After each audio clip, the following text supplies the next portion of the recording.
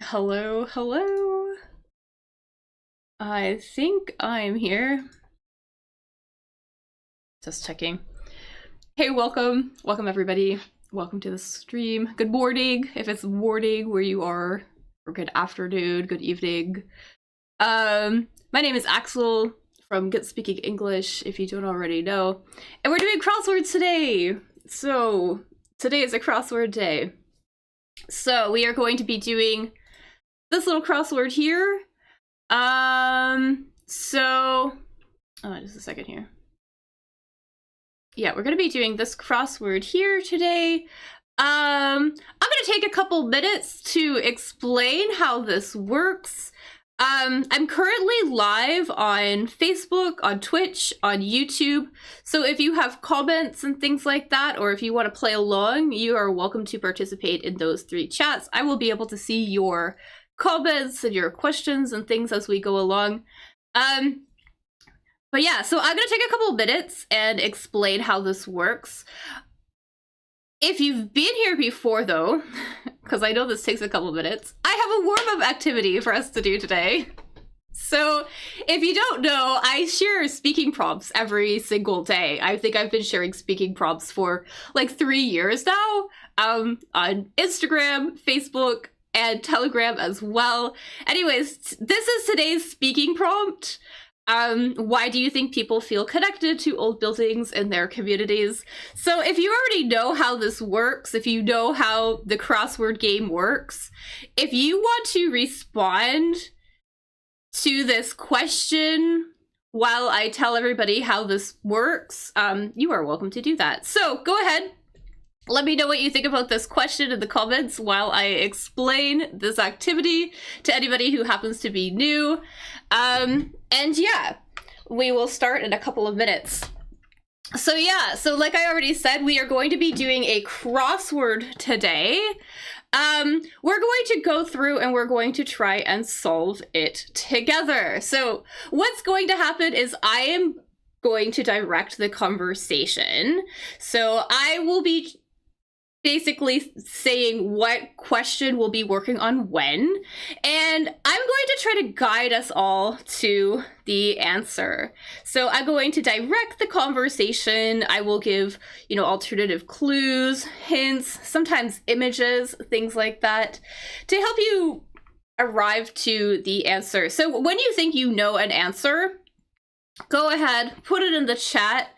And as I see answers, I will put it up on the board and we will fill out the crossword that way. So you are going to be able to participate in the comments. Like I said, Facebook is up, Twitch is there, and YouTube as well. I can see your comments in all of those three places. So feel free to play in any of those places. And yeah, there are a few rules though. So just really quickly, my main rules are, first of all, no cheating. Okay, so I know that we could use the internet. We can go, there are even websites dedicated to having the answers to these types of crosswords. We're not going to do that. We are going to use our brains instead. I think we'll be able to figure it out, no problem. So no cheating, don't use the internet. Only use the internet if I tell you to use the internet, okay? Otherwise, I think we'll be able to figure out things along the way. Also, please follow the conversation. So don't rush ahead and start talking about questions we haven't discussed yet. Things like that. Also, too, if you happen to be here and you are a native English speaker, please know that I'm doing this activity for people learning English as a second language. So we are going to take our time. We're going to talk about relevant vocabulary, phrases, things that come up along the way.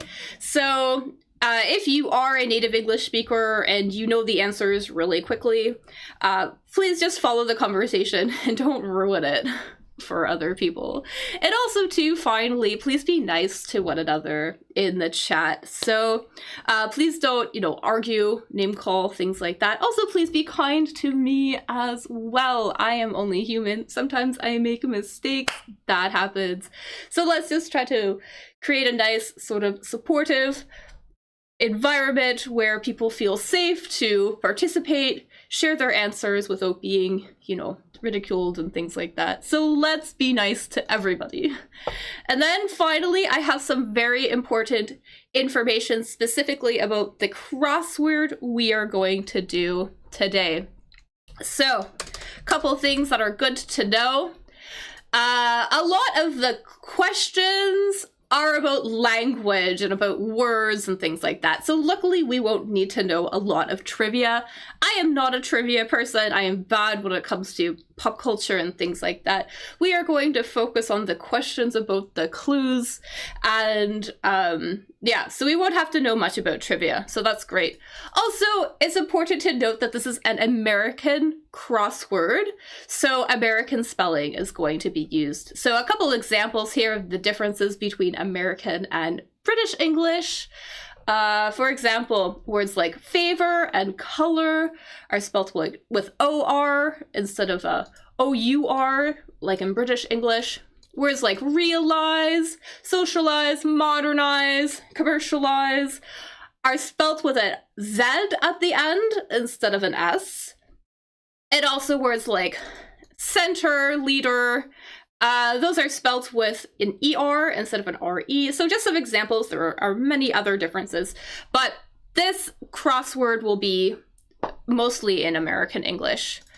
Also, the answers, or sorry, the questions will give us a clue about the type of word in the answer. So usually whatever word form is used in the question will be the same word form in the answer. So for example, if there is a plural noun in the question, the answer will also be a plural noun. If there is a verb in a past participle, the answer will also be a verb in the past participle.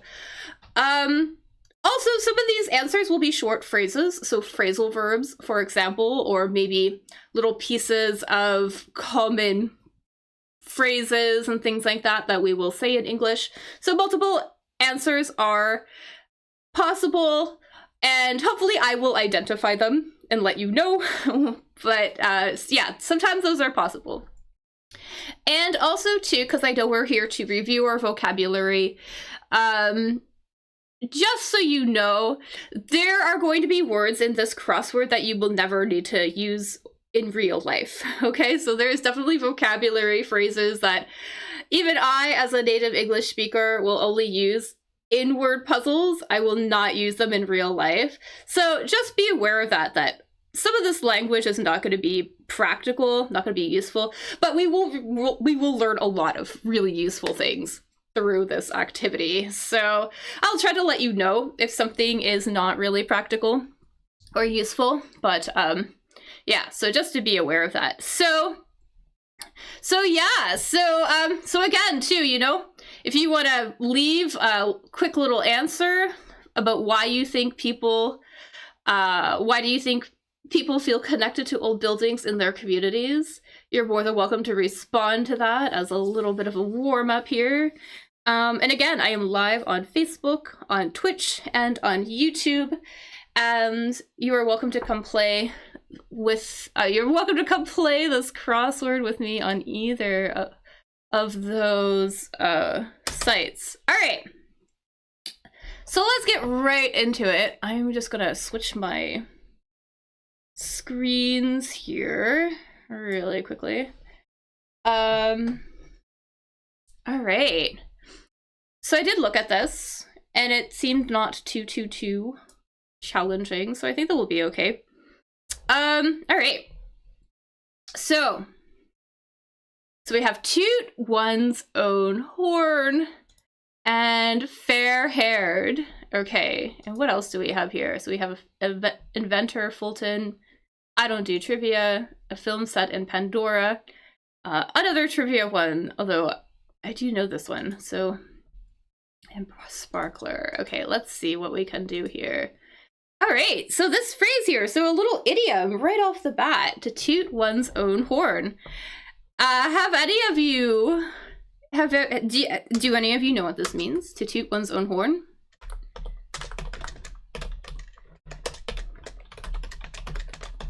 A horn we know is an instrument, right? Or at least in this context. usually. And a toot is a sound that a horn makes. So a toot is a sound that a horn makes.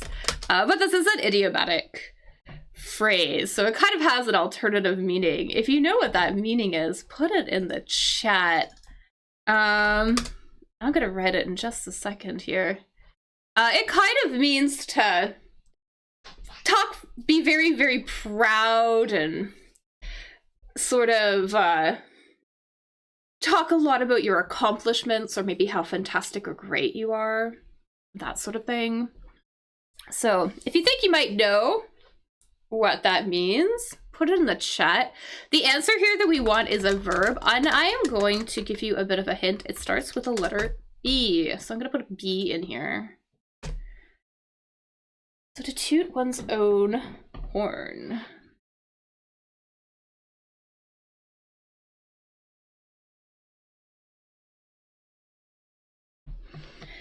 It's very similar to the word boast. You might know the word boast, which is basically when you speak really proudly, almost like too proudly or happily about the things that you've done.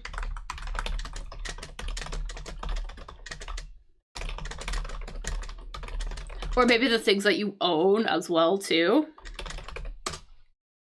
So similarly, this word here, this is going to be brag. So you brag about something. So if you toot your own horn, that means that you brag about how amazing you are. So I'm going to put that one in right there. And let's see what else we have here. So we have fair-haired. So this is a question about, I mean, we can see here haired, right? So we know that we're talking about hair color, maybe something like that. So, that's it. So hair color, right? But what does it mean if something is fair? If something is fair, does anybody, any ideas what something fair might mean if we're talking about colors?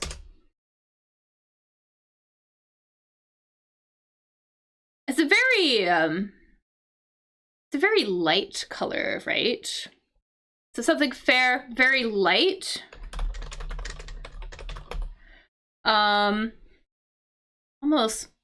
I don't want to say pale. I mean, potentially pale. Yeah, if you have fair, you could have fair skin, for example. Very pale skin, for example. But if we're talking about hair color, we want a very light hair color. So any ideas? And I should point out too that this is American English. So I believe that the color in this color in UK might be, is it a slightly different color? I've seen it, but I've seen this spelt both ways.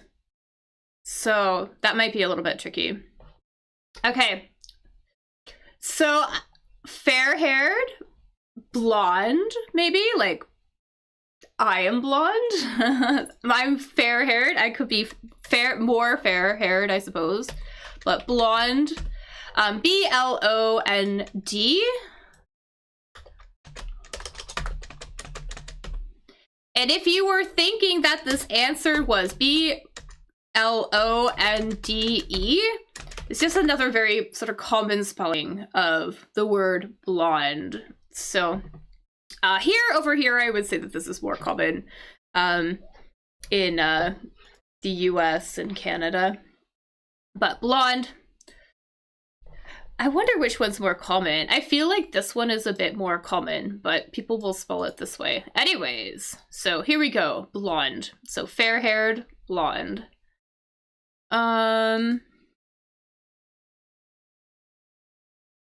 All right, let's do this one maybe. So we have adores. So adores. And we're gonna start with an L. So we could already tell here we can already tell here that this is going to end in an S, right? It's going to end in an S, so, because like I said earlier, the question is going to give us a clue about the word form of the answer. So we have this S here. Looks like it's a verb, right? So we're going to put here for an S here for a verb as well. Conjugated in the third person singular. And what does it mean to adore something? It means that you really like it, maybe you cherish it, potentially. There we go, cherish. To cherish it, maybe you, like you just really like it a lot, right? So we're looking for basically a four-letter verb that starts with an L if you like something a lot. So let me know if you have any ideas. Put them in the chat. You can play on Facebook, on Twitch, on YouTube. I can see you in all of those places. So I think this one is loves. So you love something, kind of another way to say that you adore something. Especially over here, I feel that, you know, American English, well, I'm Canadian, but we're very similar. We love to exaggerate. You know, we're always saying, oh, I love this, even if we're not necessarily in love with something, right? But we use that a lot to describe if we really enjoy something or we think something is really particularly great, right? So yeah, so another way to say that you really adore something, you're very fond of something. Another great word here. Yeah, very fond of something, you like it a lot. Yeah. So, all right, what else do we have here? So we have this inventor, I don't know. I think we might be able to get this one though. So a sparkler. Not entirely sure what a sparkler is. Well, actually, I know what a sparkler is, but let's look at maybe, I feel that there's a word in here that a lot of us might be more familiar with, just to sparkle. To sparkle. If anybody has an idea about what that might mean, put it in the chat. It's something sparkles. It's kind of shiny. It is shiny, maybe. It has like elements that reflect the light almost. Like I'm gonna show you sparkles. They're like these little decorative elements like that you would maybe put on a craft project or something like that. So these are sparkles. Sparkles is not the answer, obviously. We can see that there's, but just to give you an idea, you know, they're kind of sparkly, shiny. They reflect the light in a way that is very appealing, very nice looking, right? So we want a three-letter word. Three-letter word for something that would sparkle. Something that would sparkle.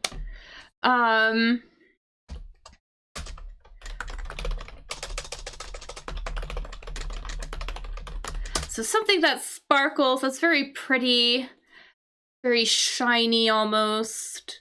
And I'm gonna give you a hint. This thing would be commonly used in a piece of jewelry.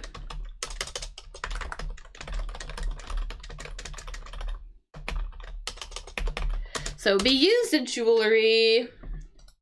There you go, jewelry. So it would be used in jewelry. Maybe it would be like set in a ring, for example, something like that, or maybe some earrings, right? So something kind of like that. I gotta get a picture.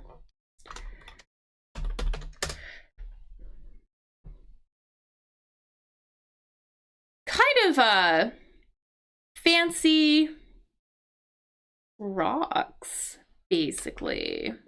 Almost. Kind of. Maybe. I think they're sort of like these guys that we might use in pieces of jewelry, right? So here we can see the full sort of the full word here, right? But gemstone, but we would also just refer to these as gems, right? So here we go. Here are some rings. You can see they have some sparklers in them, some rocks that are shiny, sparkle, they catch the light. So let's put that in here. A gem is going to be a sparkler. All right, so we have the 44th president. Again, this is an American crossword, so this is American trivia.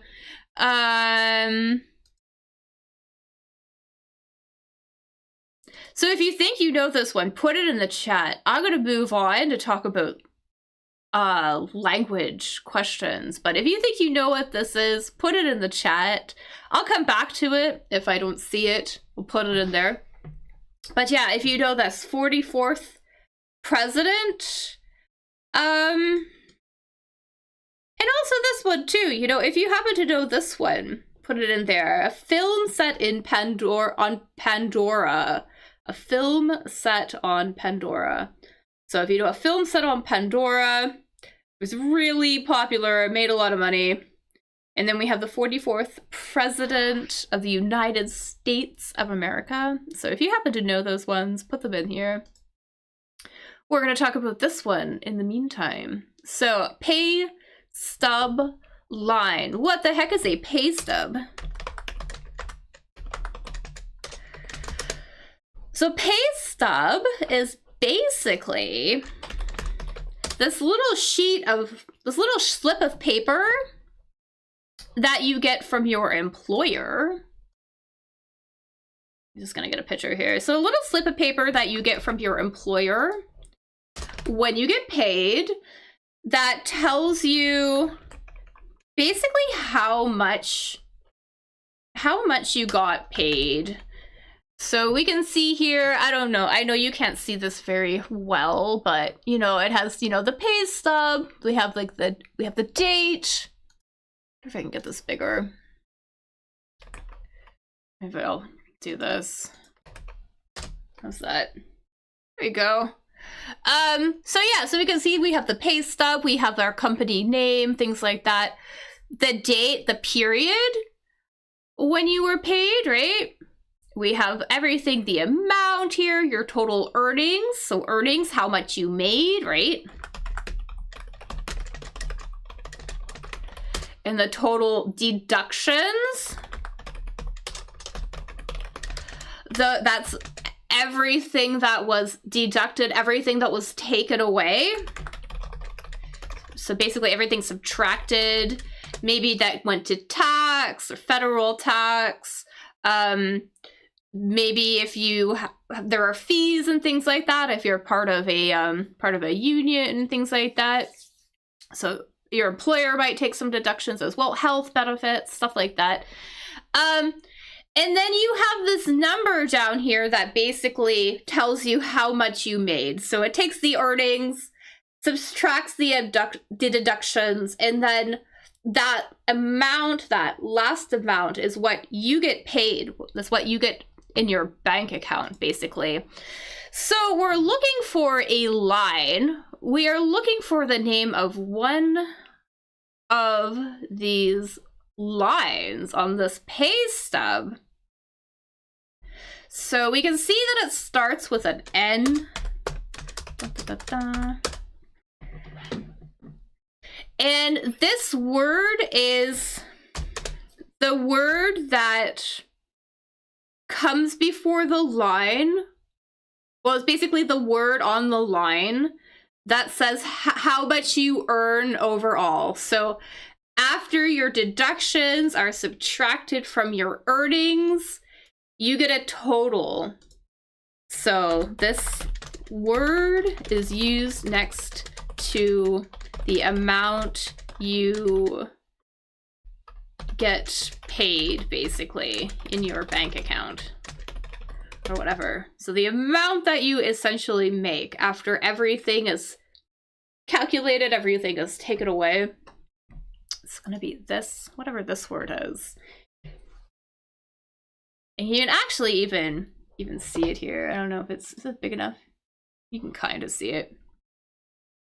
Let's maybe look back up at this one.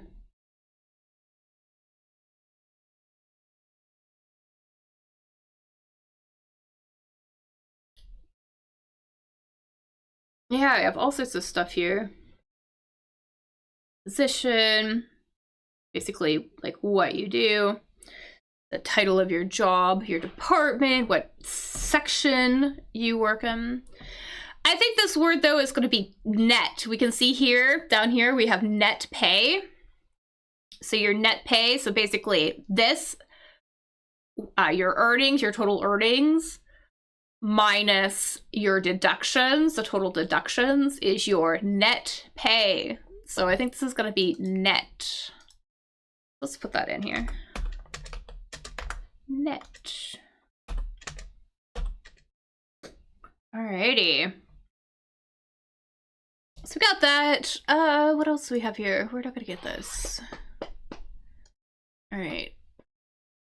Okay, we probably get this one though. I think we could get this one. So a grove. This word is a grove. I know it looks like it could be groove, but it's grove. This word. So grove. So not to be confused with groove or something else, but a grove. This is a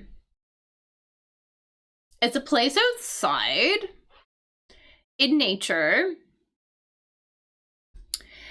Kind of where a group of something is planted together. So a type of plants. So a type of plant grows in groups here.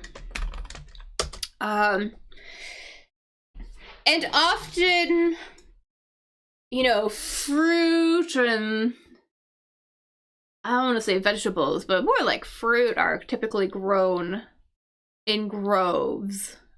So yeah, so, you know, there will be man-made groves, basically, cultivated, farmed, where they would, you know, where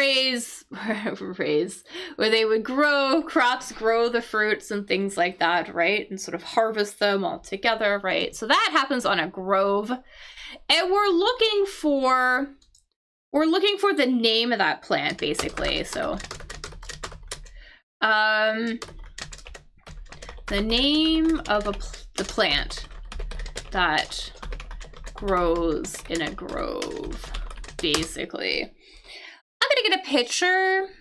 Maybe that will help us. But there's a specific sort of kind of a plant that would be in a grove. Let's see here. They can be natural. A grove can be a natural, but it can also be man-made if we are growing food, for example. Let me see here. So here's kind of a natural example of a grove. This little cluster of trees. I'm calling this a cluster of trees, kind of a word to mean group, like a tight little group or something, a little cluster of trees. What example of a grove?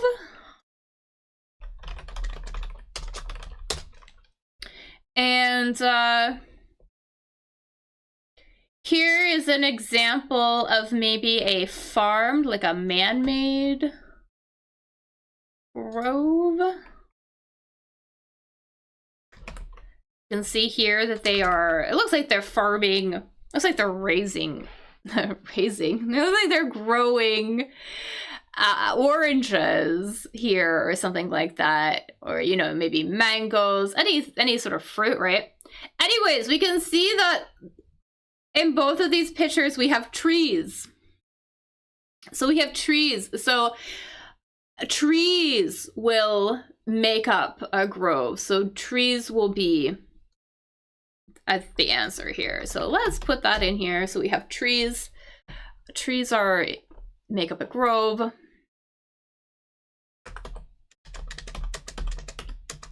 So there we go. And so I'm just gonna put these in here then. So I haven't seen them yet. So the 44th president of the United States is gonna be Obama. And I'm just gonna guess that this is Robert. This name is Robert. I'm not very good when it comes to trivia, but Robert looks like it's where it fits here. And we have this film set on Pandora. I'm gonna get a really quick picture. If you know it, this is your last chance. I'm gonna get a picture.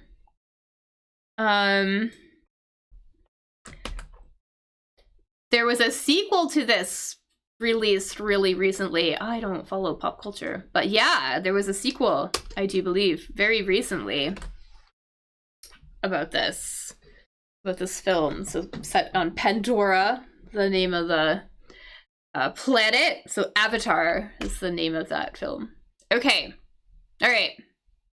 So we got that done. Great. Let's see what else we have here. So we have dark-furred martens. A marten is an animal. But we're probably not going to know this. But we can see that this is going to end in an S because we have a plural here. So I'm going to put an S here. I think we could do this one. Hey, Miranda. Yes, Avatar. Yes, thank you. Yeah, we're going to... How are you? This one here, we're looking for it's gonna be a verb. That means to dress in something. So I think this one should be pretty easy. Something. We're looking for a verb. That means to dress in. So basically, dress in what? You would dress in clothing, right? Right? You would put them on. And then you would be, you know, dressed in them, we would say, but I'm doing really good. I'm not too bad. Yeah, so we would be dressed in them. So, looking for a verb that might mean to dress in something. You know, you put something on and then you have them on. You have your clothes on your body. Very common verb.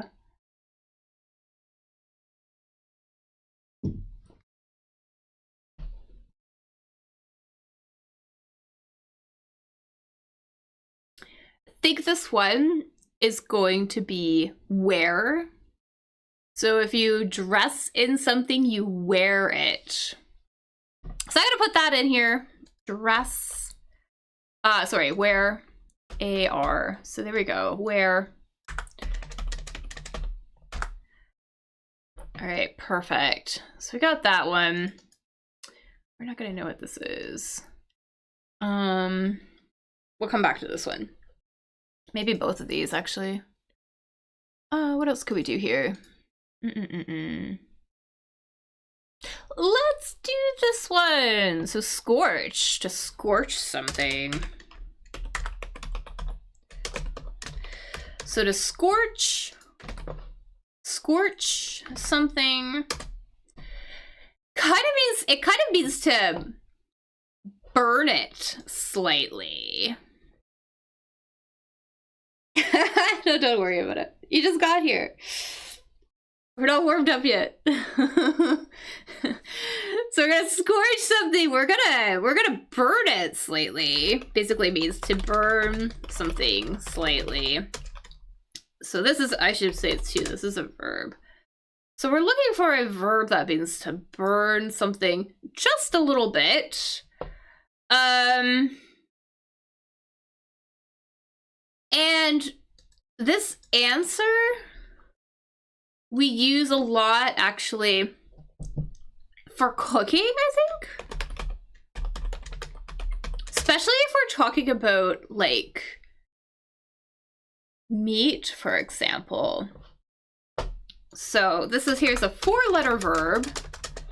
That means, you know, slightly burn, to slightly burn something, right?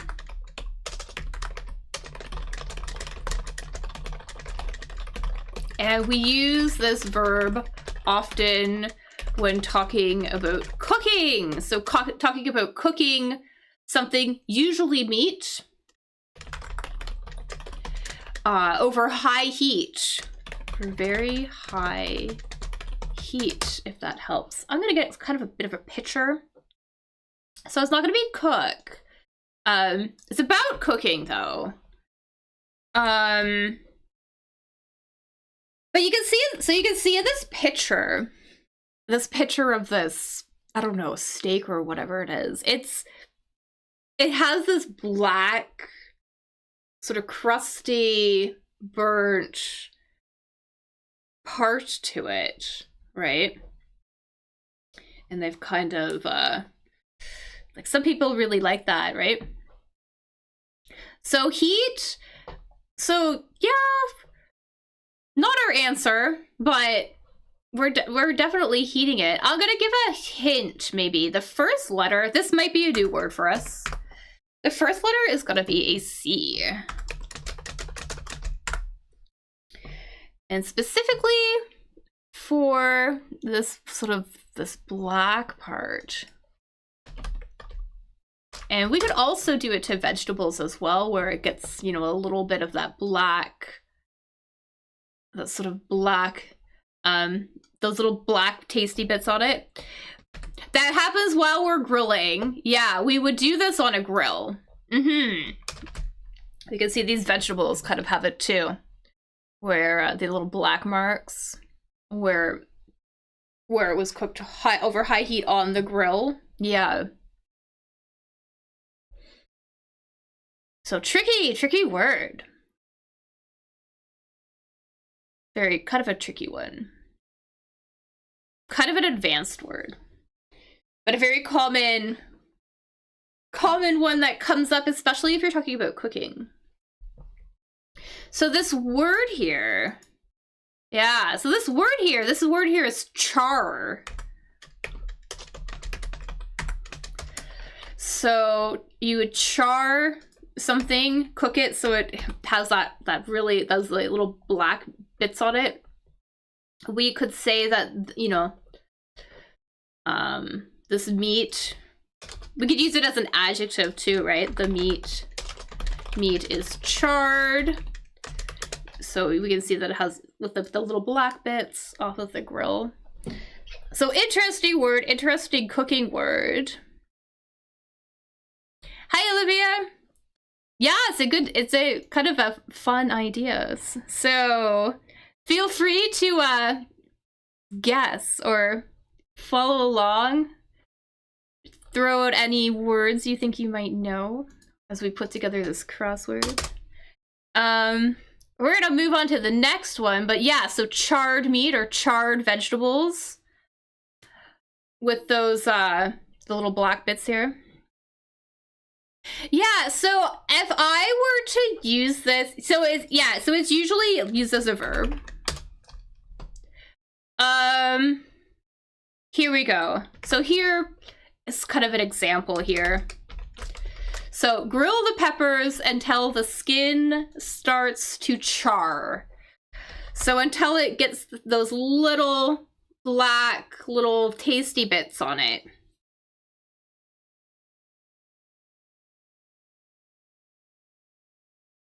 Oh, my mic is not my headset, but I'm listening to music. But the mic I have is pretty good, yeah. It's a good mic. Oh, okay, so grill the peppers until the skin starts to char. So until it starts to develop those black little tasty bits. So that's kind of how I would use it, especially for cooking. So if you like to grill, this is a very great word to know. Okay, let's move on to the next one. Let's see here. So we have deer in Dijon. So this is a French word. Dijon is it's a place, right? But let's see if we can get a couple more easier ones first, maybe.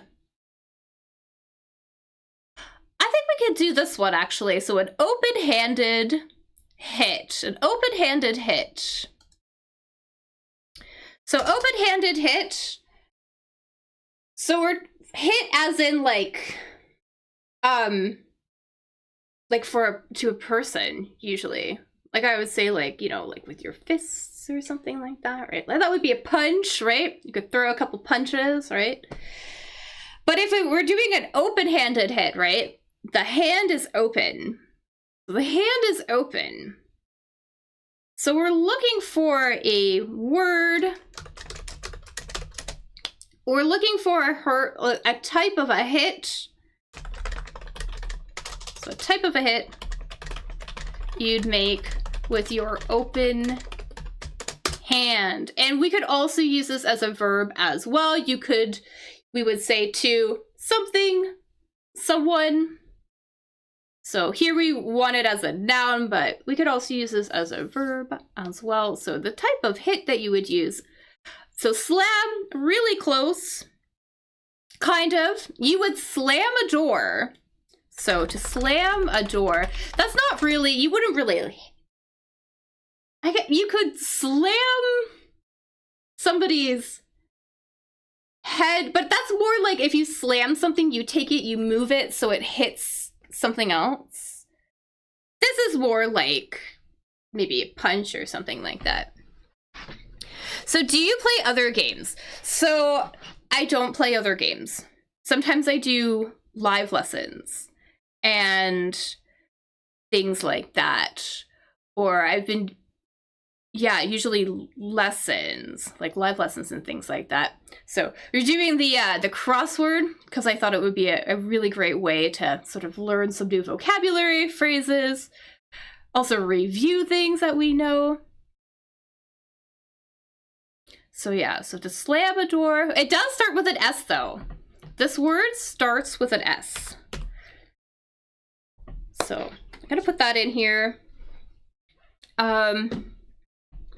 And you could ask a question. I just, you know.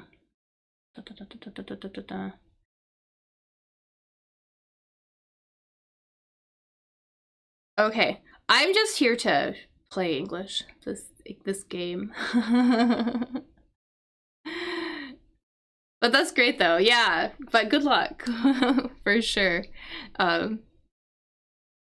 Okay, anyways, yeah, so an open-handed hit. Kind of like a clap. I'm gonna get a picture, actually, of it. I'm gonna get a picture of what this is. Here we go. Maybe you can see kind of like this person. This action here. There we go. I see it. I see it on YouTube. See the answer on YouTube. Whatever this action is called with the open hand.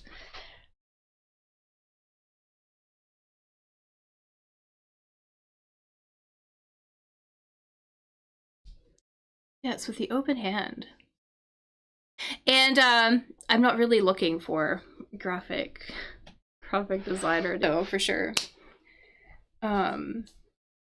It's tough. Well, it's not, I mean, I don't know. So we got slap here. So I'm gonna put it in here, slap. Okay, S-L-A-P-E, sorry, just S-L-A-P, perfect. All right. So we got that, we got slap, perfect. Birthplaces, that's gonna be tricky. Main roads, that might be tricky. Let's see what else we can get in here. Let's do swiftness. Swiftness. So swiftness. So we're talking about the idea, sort of the idea of being what? We can kind of see the root word here. Something swift, right? It's something that happens very, very fast, right?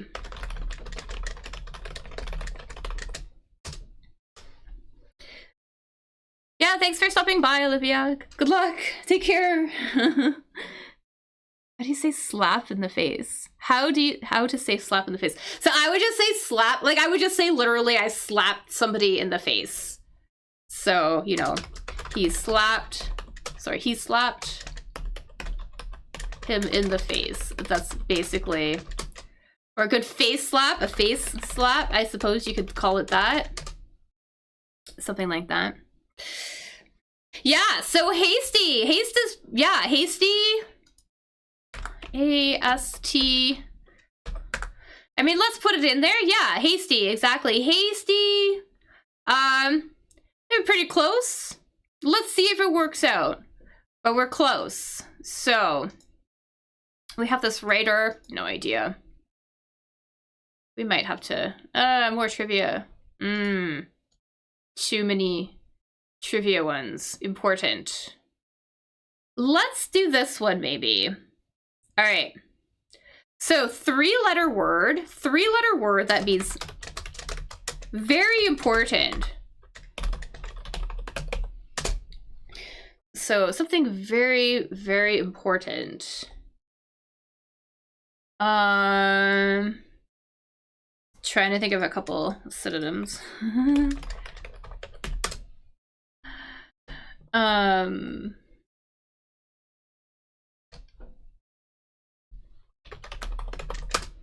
So three-letter word, like maybe like crucial, for example, very important or crucial. Or consequential, maybe something. But this three-letter word we might use. I like the word consequential. As in it's super, super, super important. This little three-letter words. I'm gonna give you a hint. It starts with a K. This word starts with a K.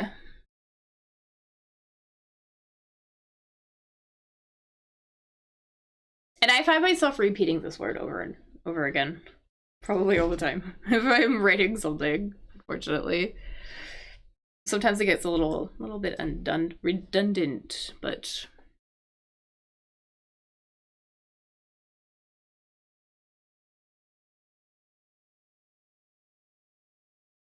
This one's gonna be key, exactly. So we have key, something key, crucial, so important, you absolutely need it.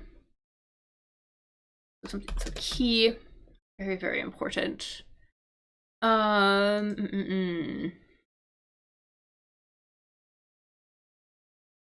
Do you know much French? I know what this is, but see what else we can get. Ugh. Dear in Dijon. So so if you happen to know French, let me know what you think that this is going to be. Feel free also to look it up if you don't know. So if you're looking for an extra task, you want to Google that one really quickly and do that. So basically looking for deer in French.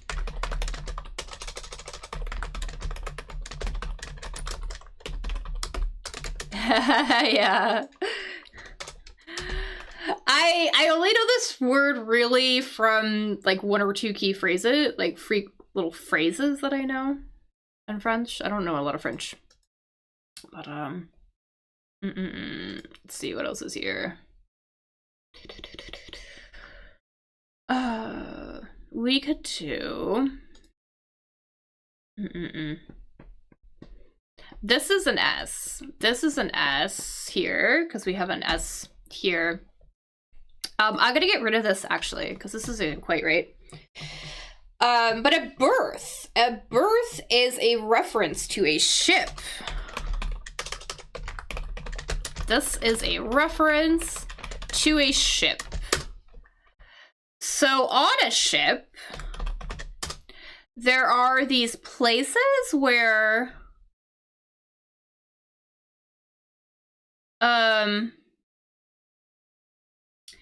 yeah.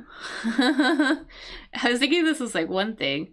But it's kind of like a place where a ship would stay kind of like anchored like near the port or whatever like that. So this is a reference to the ship. A ship berth. So if a ship berths, it means it is anchored and like next to a dock, kind of near a dock. So for example, here maybe some, I'm looking for a picture, maybe. Support kind of, yeah, support is the name of the harbor. Support would be the harbor.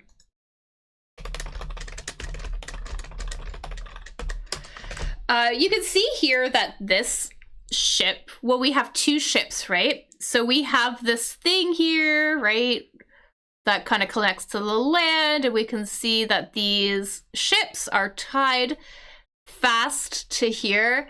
We're basically looking for a word for this thing, this structure. I'm trying to get like another picture, and there's a bunch of different, a couple different ones.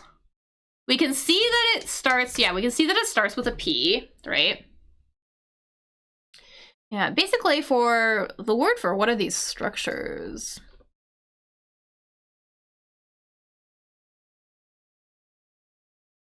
So you could call this, you could call maybe a dock, but obviously a dock doesn't fit, right? But a dock.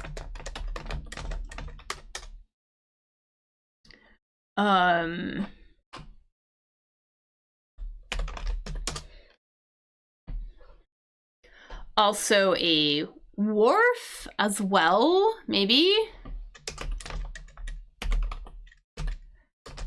And there's one more, maybe like one more very common one, or a key, a quay, key.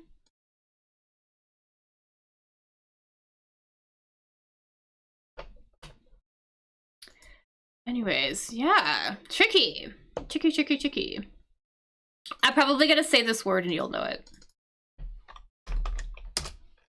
So this is a pier. I think this is gonna be a pier. A pier. Another word for one of these structures. So pier. And they would have next to out in the ocean, and then you could put your ship next to it, and they could berth there for a while. Yeah, so let's do this one. So we can see this ending in a this here. Maybe I'll just put it in here. So this is sherry. I don't know about my pronunciation, but sherry. So we got that there. Let's see what else we have here. I'm gonna put this ER here. These are RER ones. Fight participant. So So let's talk about fighting again. So much fighting today. And so we can, so, you know, it's common to use ER to refer to a person who does something, right? Let's just focus on the root word, I think. So we're looking for something, something, something, a something, something. We're looking for a word that means fight, basically. So a synonym for the word fight.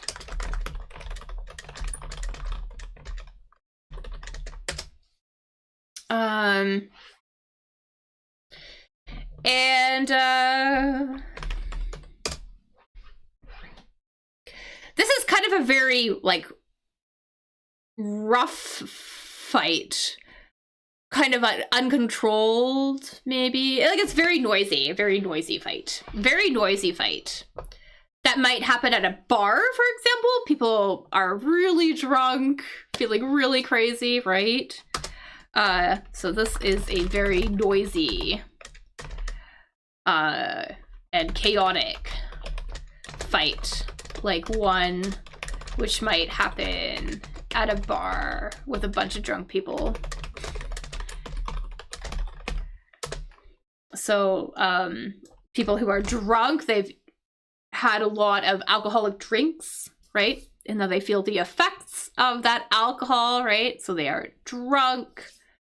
Yeah, so looking for a word that means to fight. I will give a little bit of a hint. This starts with a B.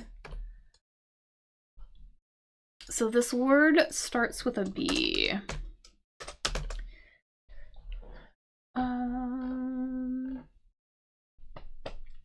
And it's a very physical fight, I should say, too, right? Because you could have an argument, right? You could have an argument with people, which is a fight while talking, right?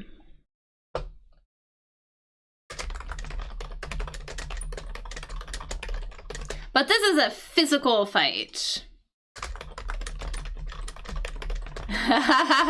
Disturber, yes. It's definitely disturbing. This word here, this is gonna be...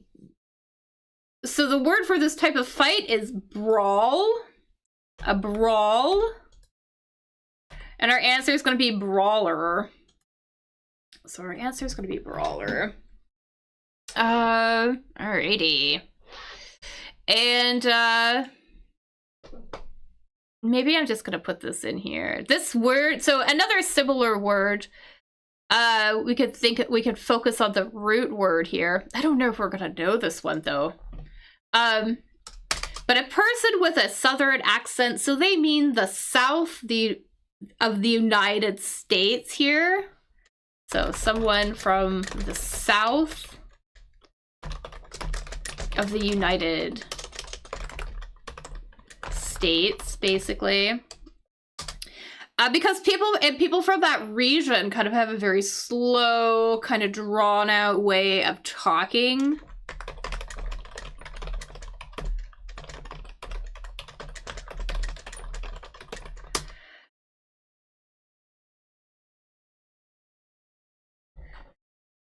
Yeah, so you did know brawl. Yeah, it's not super, super, super rare, but it's also not as common as the word fight, right? This one might be a little bit harder, though. Yeah, it's a very slow way of speaking. The vowels become really long and drawn out. Maybe they blend the words together. Yeah, drawler. Yeah, so a drawl is that style. Yeah, to drawl. So let's put drawler in here. There we go. And this here, so a marten is a type of animal. And then sable is this dark. They have this dark fur.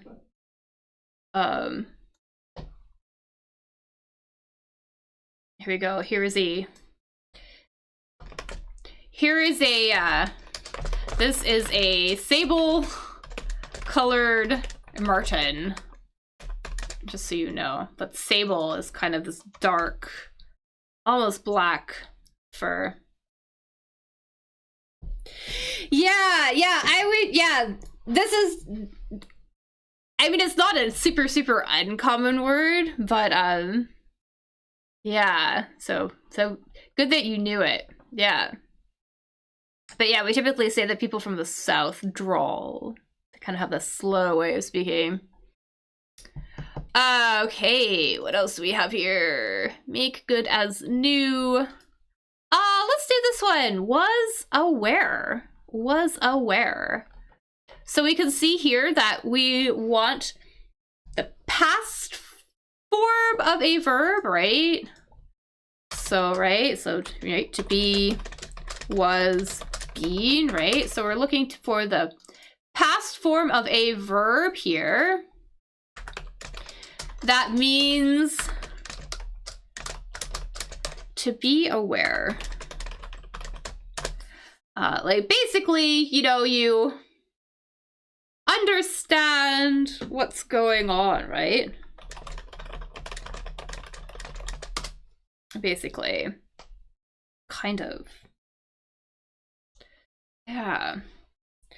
So kind of looking for another way to phrase that.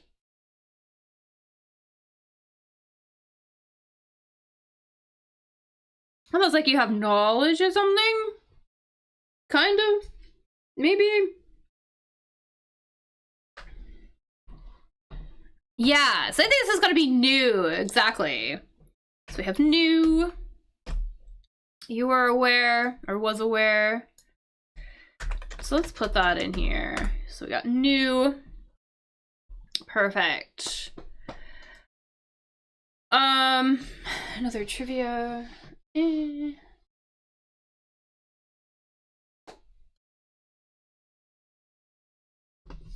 This is a phrase. Way off.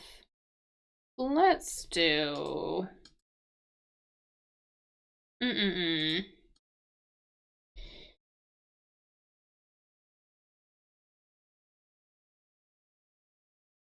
All right. I think we'll know this phrase. It's kind of an idiom, sort of an idiomatic phrase. So bored by routine, right? So routine, a routine, basically doing the same thing over and over again, right? You know, you might have a morning routine, this series of activities you do every single day, sort of in the same order, right? And here we are bored, we are tired of that routine. Basically.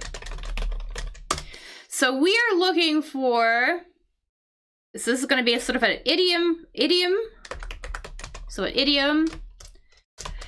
And it's going to be 3 words. 3 words. 1, 2, new word. Something.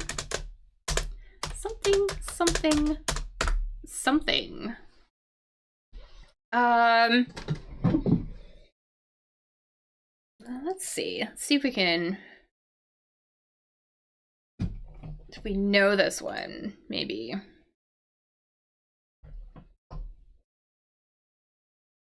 So basically, if you're really tired of something, you've just done the same thing over and over and over again, you need a change.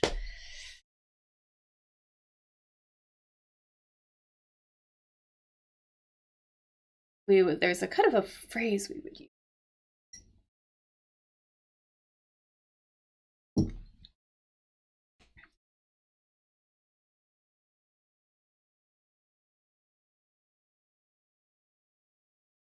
Fed up is kind of good, but that's, yeah, you get fed up about something for sure. Get fed up.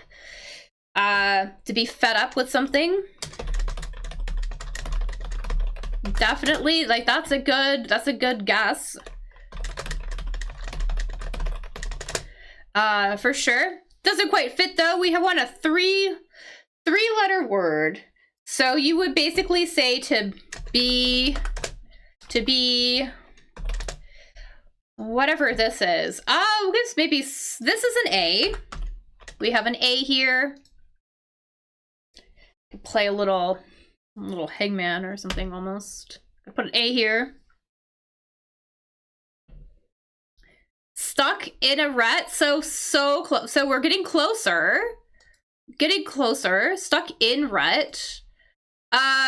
We can see that we have B here, but rut is definitely part of here.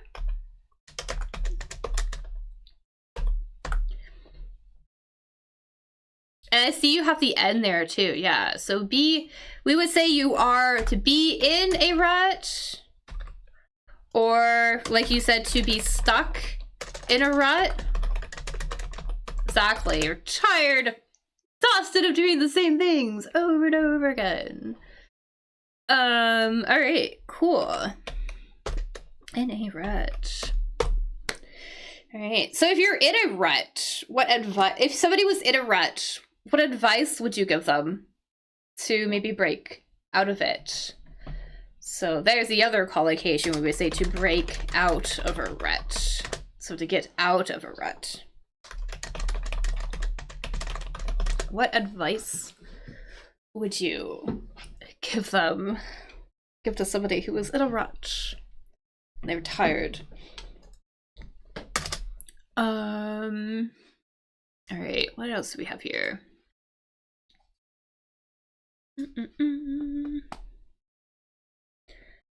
I think we can do this one. So if we are ready for bed. This is going to be an adjective. Something, something, something, something. This is an adjective. So if we are ready for bed, if we are ready to go to sleep, we are, you know,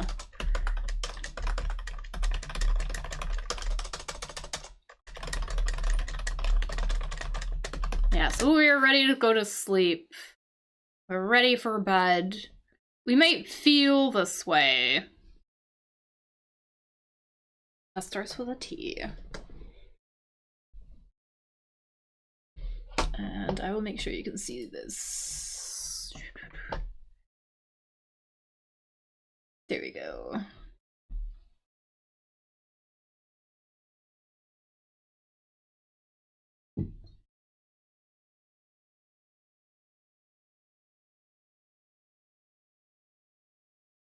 You're in a tablet watching rut. Yeah. Yeah, I know what you mean. Like sometimes it's like you get tired and just want to watch social media or scroll all day, right? Yeah. Yeah, this is tired. R-E-D. There you go. All right. There we go. Yeah, so a new hobby, maybe try something new, maybe. That would be some good advice to give somebody. What else is up here? Traction. Looked lewdly. Orange coats. I'll put an S here. What does rut actually mean? So a rut is, kind of, it's like the little indents that a tire track will leave, or at least that's what I think. Just a second here. I'm trying to get a picture. So, you can see this road here, maybe.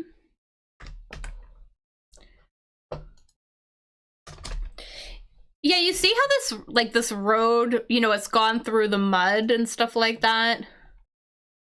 And the tires will leave these little almost like this little indent in the ground, right? So that is a rut. Basically, yeah, like sort of a narrow little deep mark that's left in some soft ground, for example, some mud or something like that. And it's usually left by tire tracks, basically. Yeah. So here's another picture too, if it's not a... Here are some more ruts as well. We can see here in the mud, they've left these marks here. So those are ruts. Okay, what else have we got here? I think I could do this one. Pills. Informally. Pills. So informally, we're looking for like an abbreviation, maybe? And what are pills? Pills are these little things that you might take. Like you would take maybe pills for headaches or some sort of... Maybe you're sick, for example. So here are some pills, right?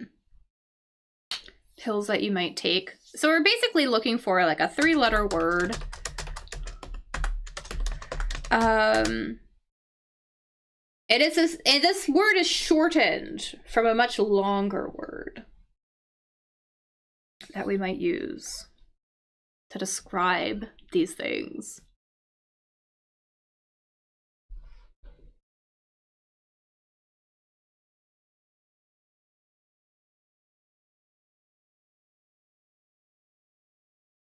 Yeah, it would be challenging to get out.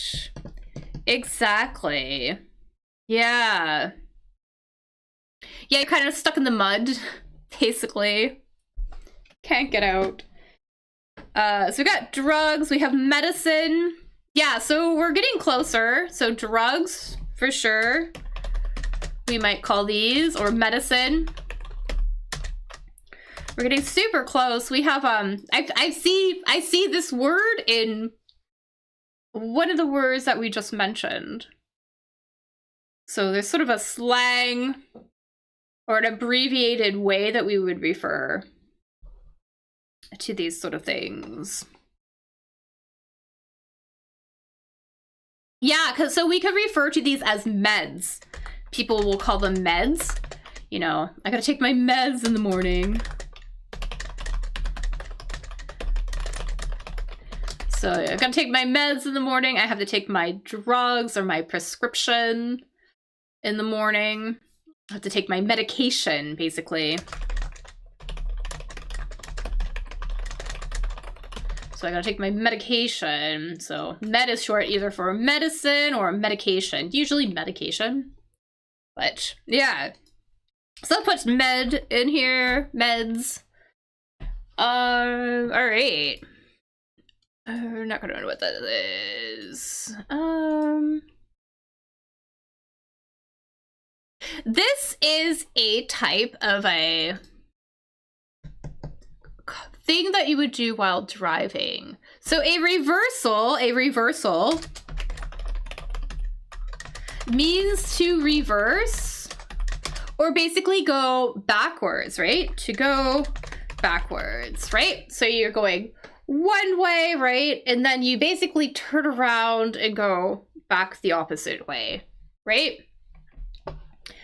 And there's like a little, there's sort of a name on the road for this type of maneuver when you are going one way and you would come back. Yeah, there's a name for this type of maneuver on the road. Is that how you spell maneuver? It is.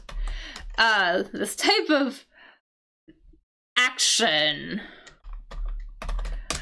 I'm gonna get a picture of the road sign, maybe? Because there's a little road sign. Or actually, I would say that the road sign telling you not to do this is more common. But basically one of these, whatever this thing is when we're driving.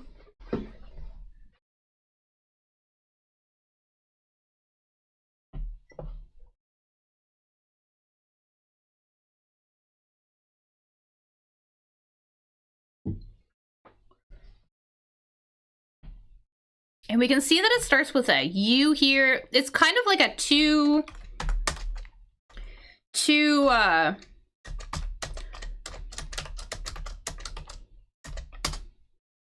words, like a hyphenated word to describe this thing.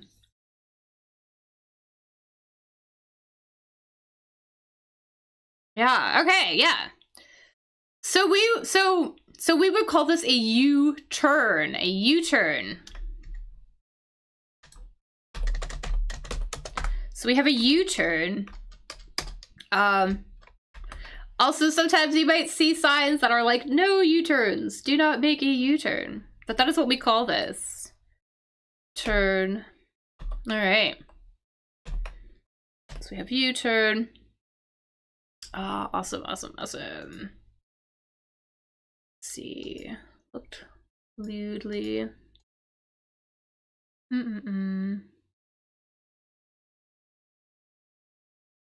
wonder if we will know this. I'm gonna put this, makes sense. Yeah. Yeah, because it's a turn that's in the shape of a U, right? Yeah.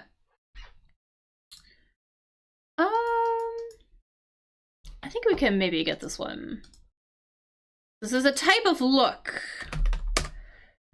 A lewd look. So, and we can see here that this is in the past form, so we have the ED down here. See, it's a regular verb. If you do something lewdly,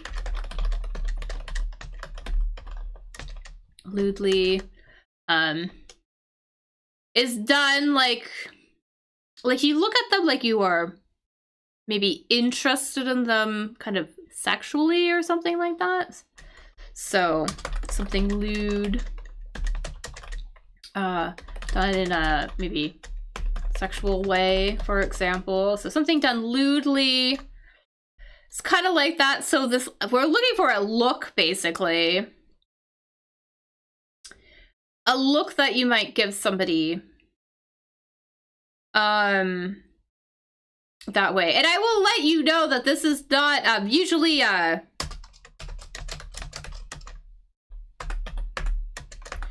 it's usually considered rude. Very rude. It's an unwanted look.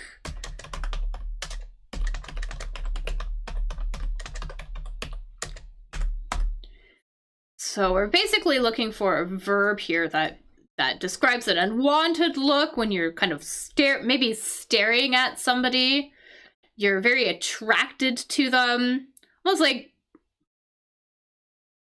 I guess like women would do this to men too, but more like men doing this to women, right? And it's often, yeah, considered kind of offensive almost, really inappropriate.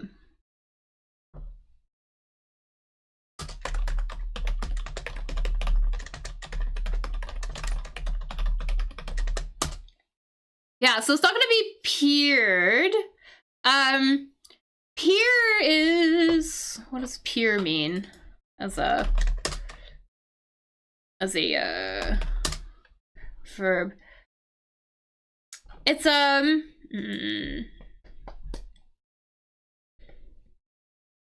kind of looking very carefully at something.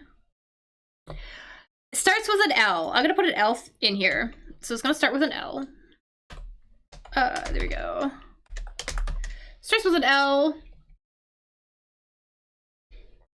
This word is, this word is leer. You leer at somebody. So, this leer, yes. Here we go. Let's put it in a sentence so we can see how it's used. So he was always leering at female members of the staff. So they're always leering at them, like looking at them kind of in a creepy way. Typically, it's unwanted by the other party, right? But maybe they're always leering at women, things like that. Yeah, so kind of an interesting word. I wonder if we could, this was one too, maybe. Orange coats, I don't know.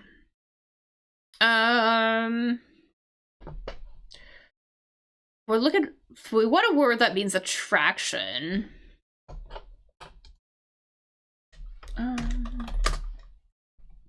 So a word that means attraction. So this is a noun, right? We want a noun here. Basically we're looking for a word. So something.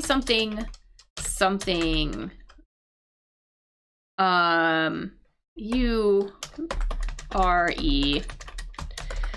This word, it's like a quality of being highly attractive or interesting. Maybe exciting as well. You know, something, maybe something that kind of draws you towards it. Kind of.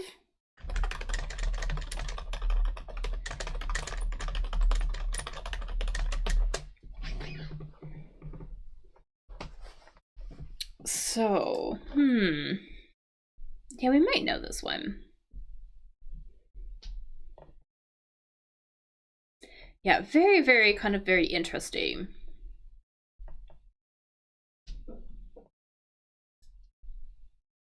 And so interesting, it makes you want to kind of do it. Capture, yeah, capture. Yeah, capture doesn't fit, obviously. Yeah, it's like captivating, though. Captivating, though, I think is the word. Captivating kind of has a similar, oh, this is an adjective, right? But yeah, something captivating also has that similar sense of, oh, it's so great. I'm really attracted to it. Captivation. Captivation is the noun form. So captivation is the noun form. This one starts with an A. I will put an A in here. So we have a little bit of a hint.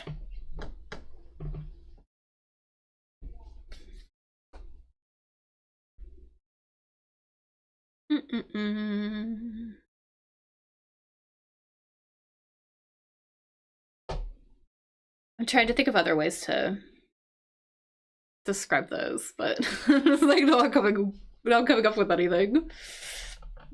This word here is allure. Something alluring, very attractive. It almost makes you like, you'll feel drawn to it, or makes you very interested in it. So allure. And let's put it in a sentence, maybe, so we can learn how we could maybe use it. Here we go. So here we go. We have something, you know, there's something alluring about motorcycles. Like there's something so attractive about them that it makes me highly interested in them, maybe. Or here too, another great little example. So the allure of the stage, that attractiveness drew him back to acting, so it caused him to come back to acting. Yeah, yeah, they're very similar, right? Something lure that draws you, that, or draws something to something else. So very similar. Yeah. Lure, it's kind of like it baits something, whereas something alluring, it does it because it's really attractive, really interesting. Maybe. So Yeah, let's do that. So I'm just gonna put this in here, this Maui souvenir, I think. This is a kind of a crossword word. But this word is the name for one of these necklaces that you might get in Hawaii, for example. Have you seen these before? Are these new? Do you know what these are called? The answer is here we go. I'm gonna put a couple pictures here.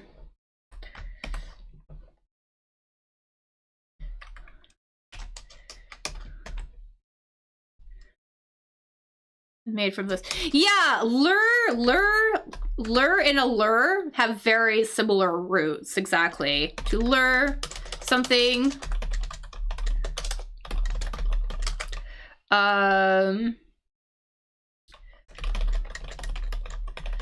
Basically, so yeah, to lure something basically means to attract something, or basically to draw,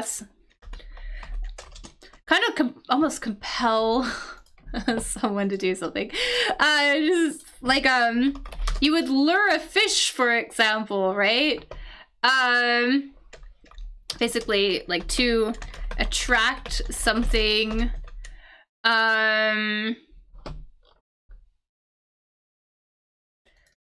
Maybe like to persuade someone to do something. Maybe with like some sort of bait or something like that. You usually offer them something. So to persuade somebody to do something by offering them something really great. All right, have a good one. Yeah, have a really great day. Thanks for playing.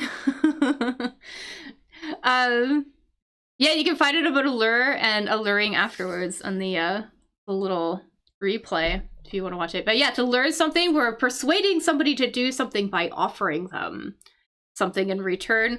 Whereas if something allures, if something is alluring, it's highly attractive and amazing, and other people are drawn to it, kind of. So that's kind of the differences. I think the biggest difference is that, like, this is, you know, really attractive, really interesting, whereas you can lure someone, maybe it's not as interesting or attractive, but there's something that makes them do something. Okay, so this little necklace, this is called a lei. So I'm gonna put a lei in here. And we have vehicle with caterpillar treads. I'm gonna put this ER in here. We have this ER in here. You're like, what is this? Caterpillar treads. The word tread is sort of like that, that sort of like the indents on a tire. Also at the bottom of the shoe, you know, on a shoe, there is always this, this pattern in the rubber, right? But here we go. We can see here that we have, the tread of a tire, right? So we have here, we can see this indent, right? So this vehicle has a caterpillar tread. A caterpillar is kind of a type of machinery. I'm gonna show you. They're the really large ones that they would use to do road work, for example. One of these guys. Here is a caterpillar. This is a backhoe. Here's a picture of a backhoe. I think that's how you spell it, backhoe. So here we have a backhoe. You can see that they have this really interesting style of wheel, right? Really weird style of wheel here, right? But that's basically what this means. So a vehicle with caterpillar treads. So, and obviously the wheels don't spin, right? They don't really spin. It's more of like it slowly moves forward, right? So this root word, something, AWL, is kind of like a word that means to slowly pull yourself forward, maybe across the ground, right? Like over the ground, right? And I'll give another hint too, right? Babies will do this action before they know how to walk.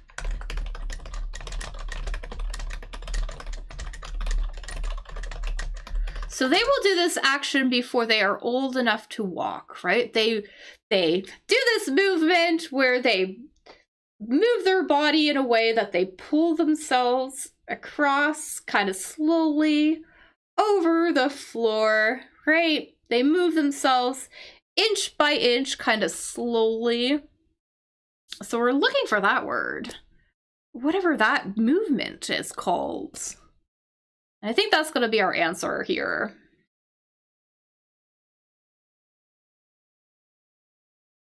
So they crawl, right? So I think this is going to be crawl. In this, they're calling this machine a crawler.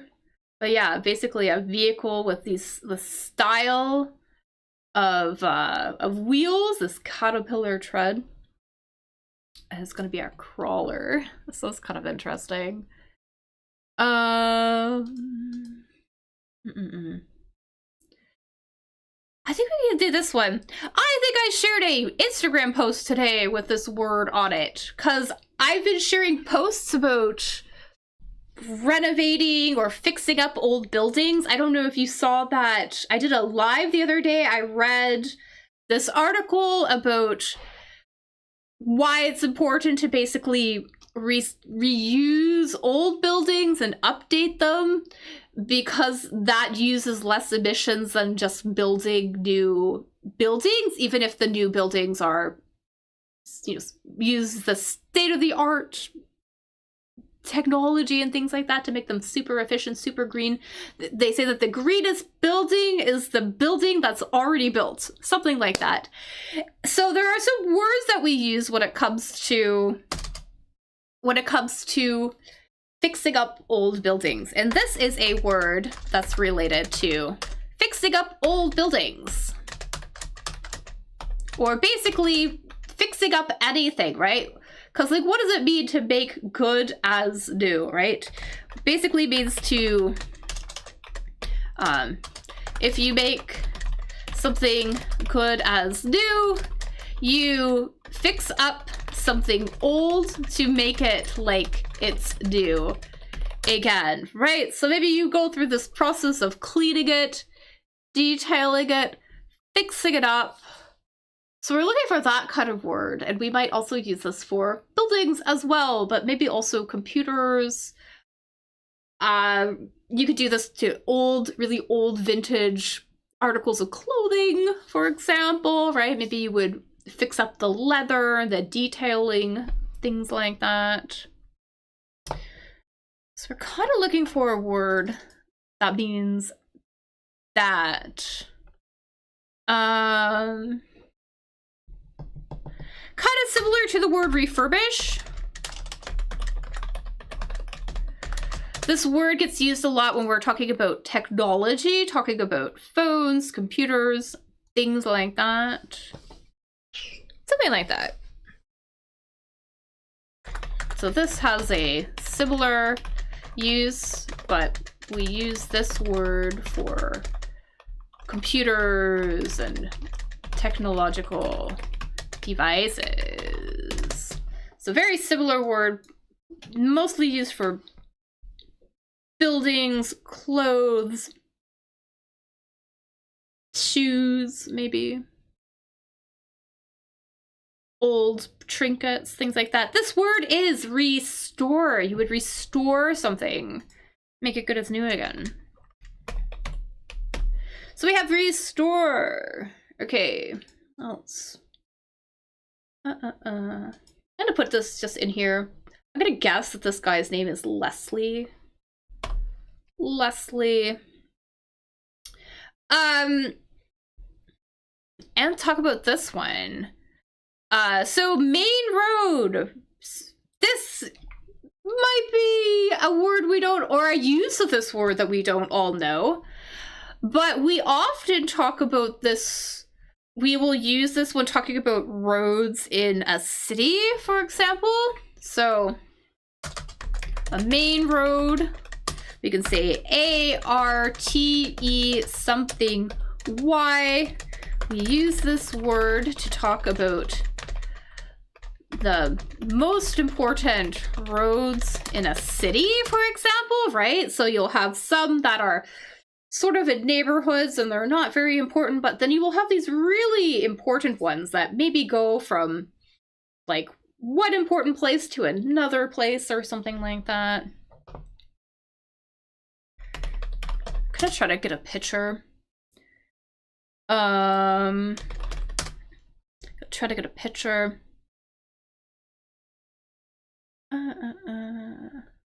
Like, I don't know. This isn't like this isn't the best picture. But we can see that, you know, there's one really big main road, right? And then you have all these little roads that come off of it.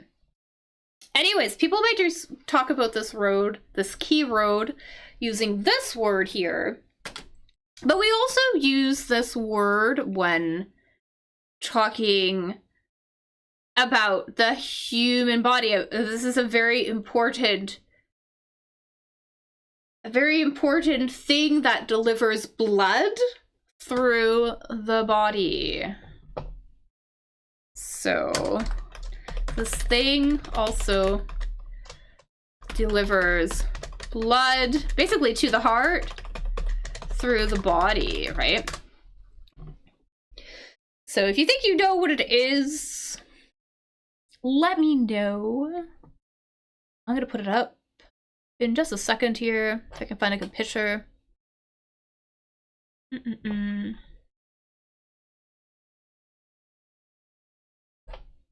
I can find one. Anyways, here's kind of a picture of what I mean. You have these things that deliver blood. We have veins, right?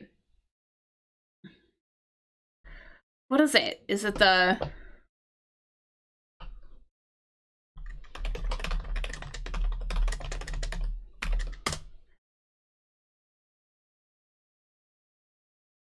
Just like looking here really quickly. All right, so these are the ones that carry the blood away from the heart, and then the veins carry the blood to the heart. Anyways, this is an artery. This is an artery, and we might also call these main roads arteries as well. So let's put it in here. Okay. So we're almost done. We are almost done. Woohoo.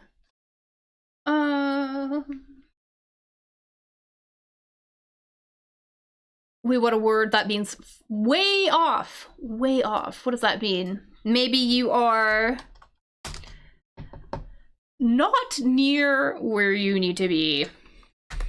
So way off. So we want a 3-letter word, something something R, that basically means the opposite, or sorry, maybe it means not being near where you should be. So if you're way off, you are like not even close, right? So we're looking for basically we're looking for a word for that. Kind of the opposite of near. I think this one is going to be far. So if you're far from something or far away from something, you are way off. You are not even close. So let's put that in here. And what else? They're not gonna do this one. This might be a good one though. This is gonna be potentially an interesting one. I think we will know this word. So to seek food, to seek for something kind of means to hunt for something, right? Or look around to find something, right?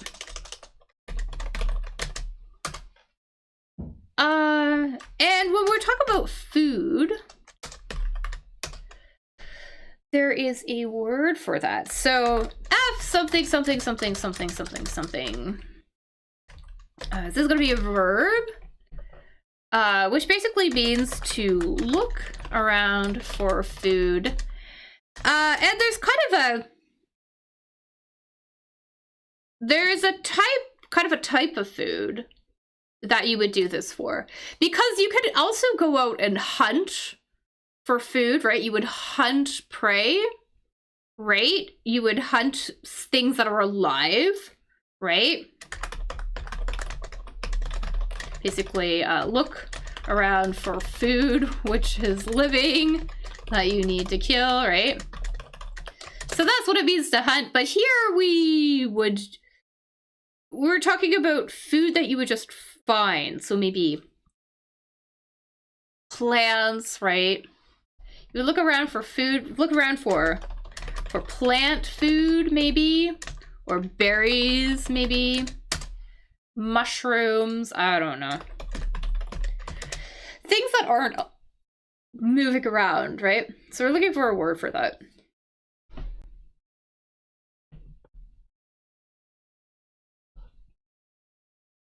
Anyways, I think this word is forage. Forage. F-O-R-A-G-E.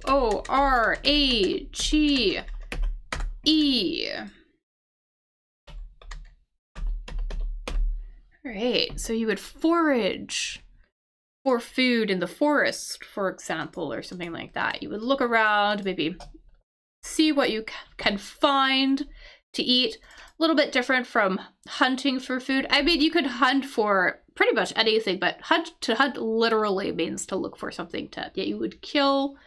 So another animal, something like that. All right. And let's see what else we can do. So scarecrow, fill. What is a scarecrow? A scarecrow is one of those things that farmers might have put in the middle of their cornfields once upon a time to keep the crows away. So this is a scarecrow. One of these guys, right? And if you're wondering what a crow is a really big black bird. One of these guys. So here's a crow. So we have a scarecrow. And traditionally, scarecrows were filled with some sort of stuffing. They are filled with a stuffing.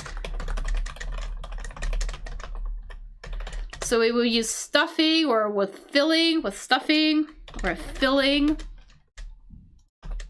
basically to describe that inner stuff that you would put in here. And you can kind of see here on this image, it looks like some of the stuffing is kind of coming out. It's a stuffing made from usually dried grass.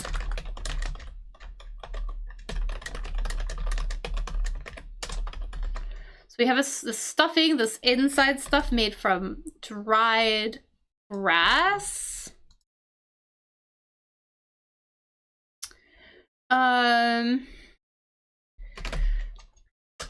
You could potentially feed this stuff to animals as well, but we call it a different word. Usually. So here you go. So here is the dried grass that we might use to feed to animals.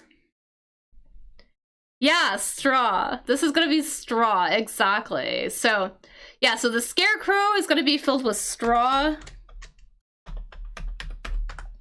So filled with straw. And do you know what we would call this when we feed it to an animal? Because there's slightly, like, a little bit of a different name. So the scarecrow is filled with straw. We would call this something when we feed it to an animal. So to like a horse, for example, or a cow. We would call it that.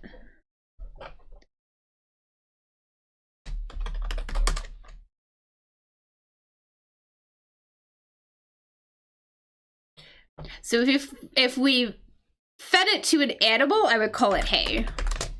So hay, you would give hay to horses, hay to cows.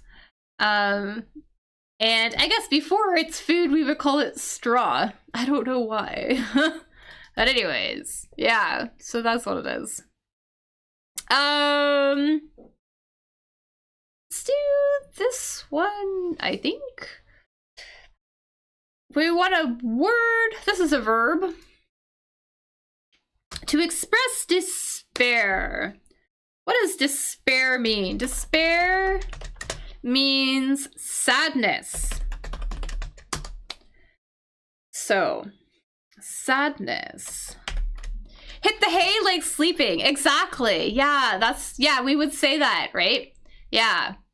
Yeah, because I guess once upon a time, you would use hay or straw as a filling in a mattress and the pillow and things like that, right?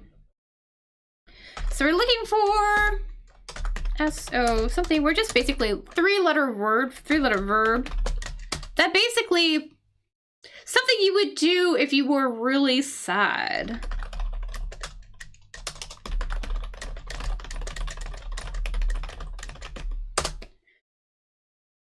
You know, you might, you would frown, right?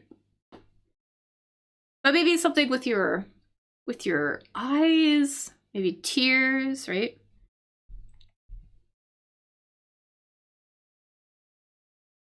You would kind of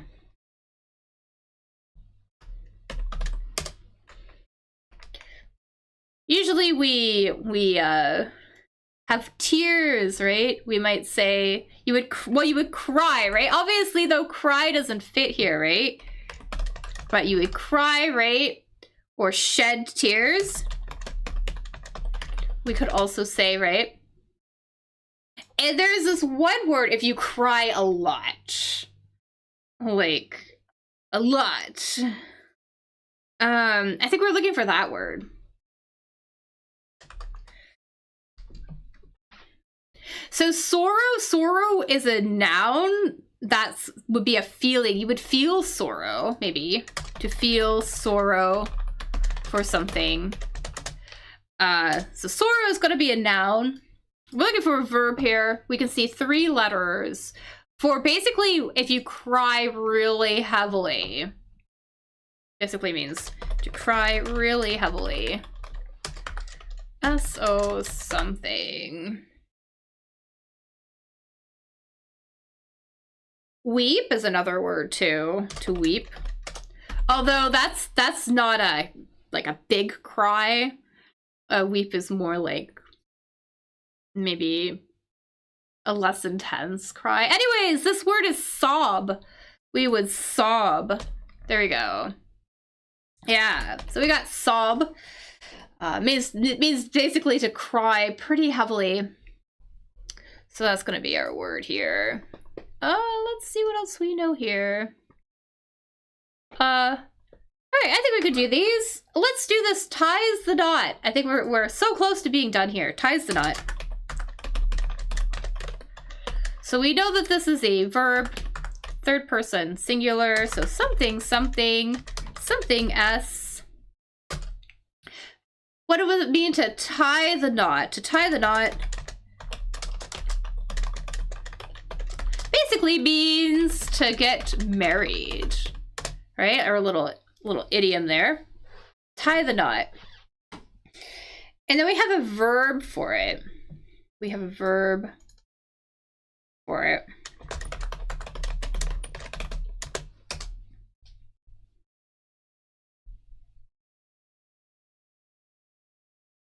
Yeah, so this is gonna be wed, exactly. So weds, so ties the knot, weds. Great job. We can see this word in the word wedding, right? Wedding, which is the name of the event, right? Like that ceremony, right? And we can see the word wed right in there as the root word. So it's gonna be weds. And here, a deal maker. Or maybe let's do this one first, maybe. So, takes the prize, takes the prize. Takes the prize. The prize is something that you would get if you came in maybe first in a competition.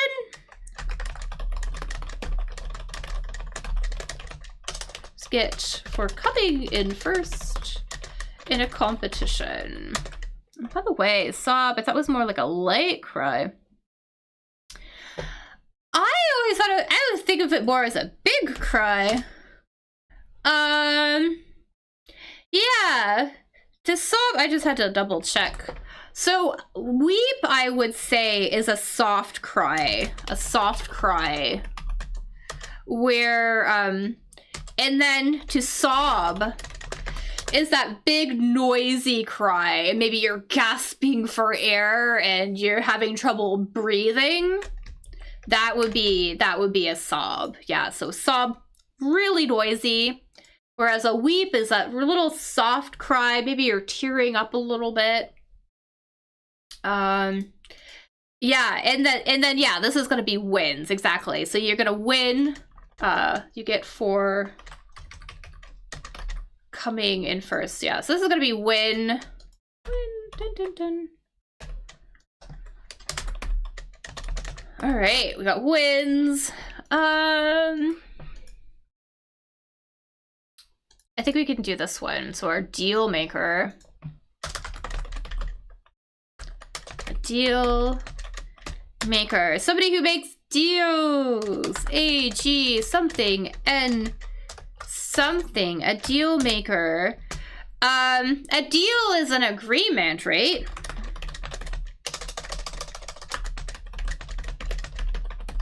You would negotiate a deal, right?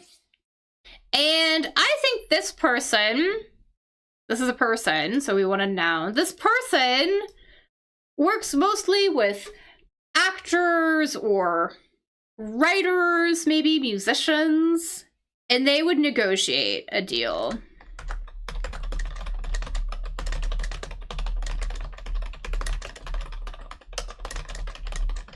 Yeah, so agent, exactly. So agent is going to be our deal maker. Can't spell. There we go. Agent.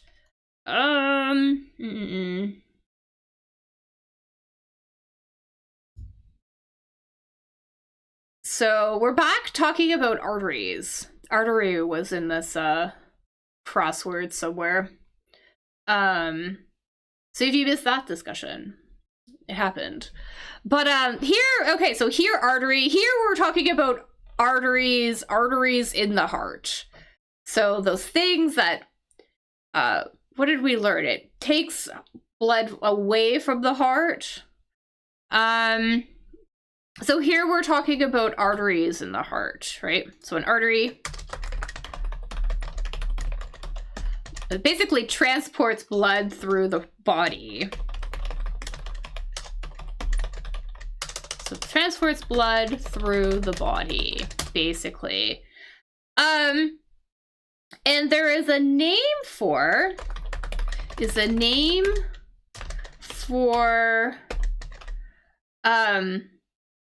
so sometimes the artery gets blocked.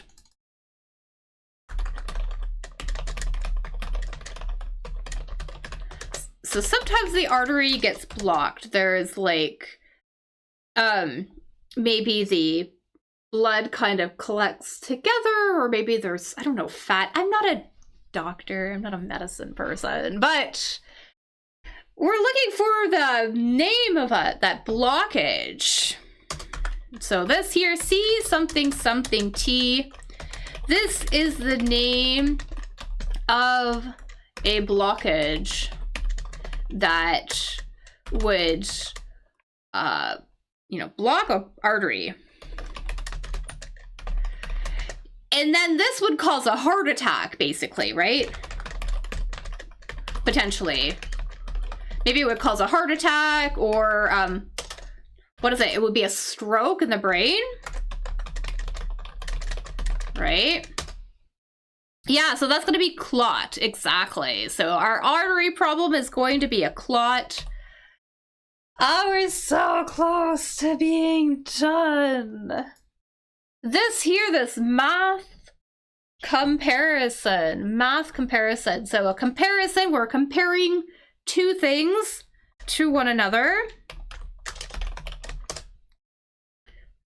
So comparing two things to one another. Kind of like this, sort of. This is like a,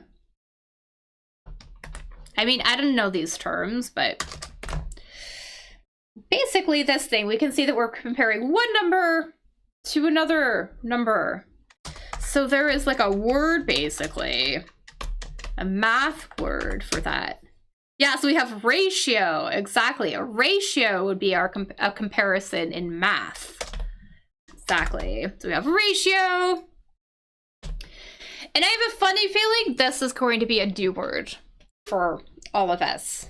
But this is a word for a fishing boat, as we can see. TR something, something, something, something, something. So if we're looking for a fishing boat, this is a very specific type of fishing boat that would, it kind of drags something along the bottom. This is a terrible, destructive practice, but it basically drags a net across the bottom of the sea, basically. So this fishing boat catches, I guess, fish or whatever by dragging a net behind it along the bottom of the sea. It's kind of one of these ones. We have a lot. I live right next to the ocean, and we have a little port here. They're very common here. You can kind of see it here. You can kind of see that this one has a net here, but that would kind of just drag behind it, and then it would catch. Here they catch scallops this way. A scallop is a type of seafood. One of these guys. These are open, but this is basically a scallop. So that's a scallop. But this boat, this type of boat, is called a trawler. So this is a trawler. So I'm sure that's a new word. As I said, this would be a weird word even for people to know if they were not, you know, I guess into fishing. But here we go. Did we do it? We did it. Nice. All right. So we did good. Great job.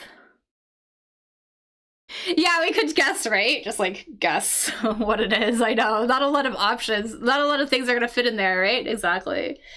And here too, let up, abated. So just basically means to stop following someone, but this is kind of a tricky word. Anyways, great job. Thanks so much for helping. I really, really, really appreciate it.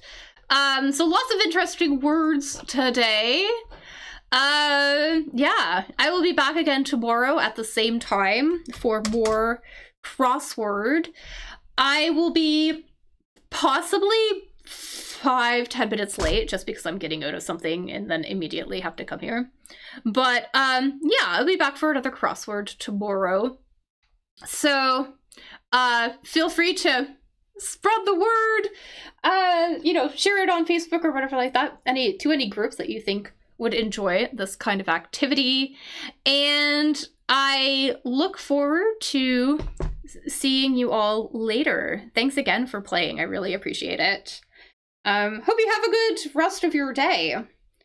And of course, too, if you have any questions, anything like that, feel free to send me a message or anything like that. Yeah. Okay, cool. Thanks then, everybody. I hope you all have a really great day.